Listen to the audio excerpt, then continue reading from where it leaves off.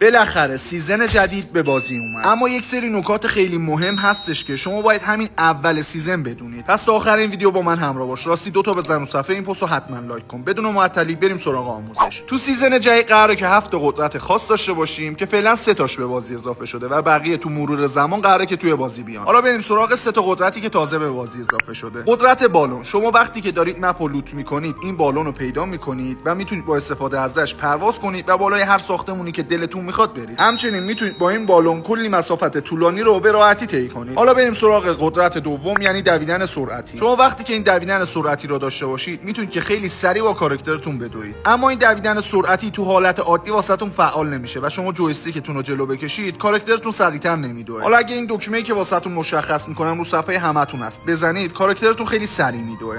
همه قدرت‌ها 3 لول دارن، لول 1، لول 2 و لول 3. الان توی تصویر میبینید که انمی من قدرتش لول 1 و قدرت من لول 3 و خیلی راحت میام بهش میرسم و ازش رد میشم. شما واسه اینکه قدرتاتون رو لول اپ کنید وقتی که جعبه وسط رو باز کردین این گست کیک رو پیدا میکنید و به کمک این گست کیک خیلی راحت میتونید که قدرتاتون رو لولش رو ببرید بالا. قدرت بعدی قدرت شیلد هلمته. شما وقتی که این قدرت رو داشته باشید انمی وقتی که به هد شما تیر بزنه خیلی سریع این شیلد میاد جلوش و جلوی بقیه تیرا رو میگیره. و یه چیز بامزه داره اینه که وقتی که این شیلد رو سر شما فعال بشه صدای کاراکترتون کلا تغییر میکنه. فعلا همین 3 تا قدرت به بازی اومده و بقیه قدرت‌ها رو زمانی که به بازی اضافه شدن به صورت کامل واسهتون توضیح